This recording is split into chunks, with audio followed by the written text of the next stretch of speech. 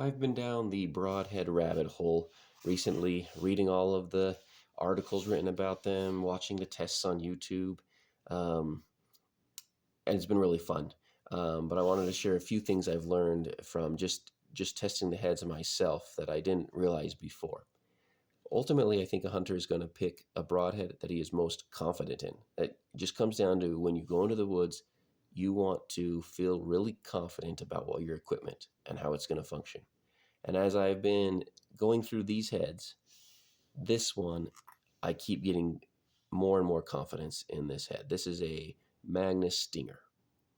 Um, the main reason for the confidence is I'm able to practice with it as much as I want, and I've seen it fly accurately over and over and over again with my setup. And every time I do that, it builds confidence. Because this head is so easy to practice with, I mean, you just shoot it into the target, pull it out, go shoot it again. I've shot it. I practice at 20 yards, then 30, then 40, and then 50, and 60, and 70. I can climb up in a tree stand and shoot at an angle down and watch how it behaves. So I've seen it fly true and where I want it to fly over and over and over. Um, and that's a big positive for me. It's a tough, durable head. Uh, this is an aluminum ferrule. However, I'm confident in its strength. Even if something does happen to the head and it bends, the company offers a no-fault lifetime warranty on these heads, and they'll send you a new one, which is amazing.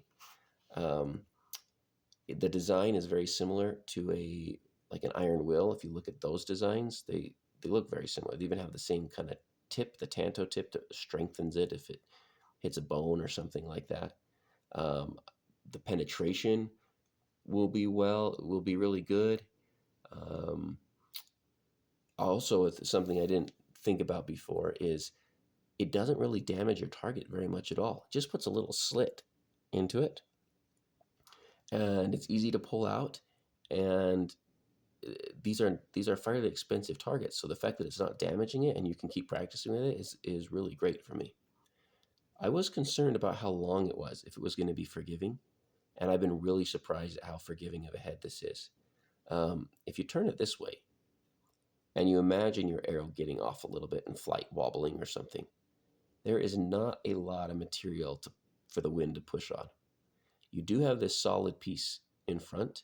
However, that solid piece of blade lines up with the ferrule, and it almost acts like an extension of your arrow, right? You don't get anything off to the side that gets pushed much on because it's vented. So I've been really surprised at how forgiving this head, and it is my choice for elk this year. Um, and when I get that, if I get like a 40-yard shot on an elk, and I've already shot this 50 times at 40 yards at various angles and things and seen it fly right where I want it to fly, I'm going to be really confident to take that shot, right? Um, One downer is maybe the width of the cut. It's good. It's good, but I I want penetration. That's important for me. The blood trail, yeah, maybe it's not going to be as big. Given everything equal, meaning you hit the animal in the exact same spot and the penetration is the same, you always want a wider cut, right? That will cut through more blood vessels and lead to a better blood trail and things. Um, you hear people say, well, it totally depends on where you hit the animal, the blood trail. And that's true. It depends on what you cut. However, held all things equal, bigger cuts will always cut more. And that's just that's a pro for a mechanical, right? Another head, this is the Quad Exodus. Really like this head as well. It's super tough, really tough. I've shot it into logs, had to dig it out, and it still is like undamaged. You can get the blades razor sharp. There are two cons that are holding me back from using this head though. One is it was the least forgiving head for me. If you point it this way and then you tilt it, you got these full blades that could catch wind. And I did work with my bow to get it broadhead tuned for this one, and it could fly with my field tips. But if I went at an angle or my grip wasn't quite right, this was the first head that showed a deviation from the mark. The other, so that was the first con. The second con was it rips your target up. So these holes in here, when it goes in there, foam catches between the arrow and these little gaps, and you pull it out and it rips up your target pretty good. And once again, they're fairly expensive targets, and that was a no-go. They do sell a swept blade version, and if it was legal in all states, I would definitely get that one over this one. It still is going to rip up your target if you do the swept blade, but it should be more forgiving if you get rid of some of this full blade down here. This is the G5 Montec, and this head has been around for a long time, flies well. It doesn't feel as razor sharp because of the angle at which it's been ground. You can sharpen them, and I mean, that's fine. I've had it be successful before. I've had them bend going through animals every once in a while, so then they don't spin true. However, solid head. I liked this one more. I have more confidence in this head than that one. That's why I'm going with this one. This is your Muzzy 3-blade. You can get them fairly inexpensively. It didn't fly quite as well for me. It has thinner blades. It's good. It's still a good head. It's probably a one and done head though. It depends. It depends. But my guess is it would be a one and done head when you shoot it through an animal. Now on to mechanicals. This is the Swhacker. This is the 1.75 inch one. The green ones are the 2-inch ones, or your Levi Morgan series, which are the blue ones. I really like this head as well. Partly because you can practice with them as much as you want. So they fly super accurately, and they're forgiving. You see that profile there. You only have the 2 tips sticking out. So it's almost just like a fill point. A lot of them, well, the Levi Morgan series and a few of their new ones in 2026 will have a locking screw that screws in right here, so it locks the blades together, so you can practice with the actual heads that you're going to hunt with. What I do for these ones is I just take a piece of electrical tape and I wrap it around the top of the ferrule. That's enough to hold the blades in. It doesn't add enough weight that it impacts my shot placement, and so it works fine to practice with it that way. I've even shot them into bag targets, and it's not too hard to retrieve. It does cut the bag target up just a little bit, but let's say you've made a homemade gunny sack that's stuffed full of clothes, or like a fleece blanket. This will shoot into it fine, and you can get it out fairly easily. So maybe you don't have a broadhead target, and you're like, what do I want to practice with broadheads, make sure that I'm set up, but I don't want to go buy an expensive target. Yeah, just use this head, and you can practice with it into that bag target.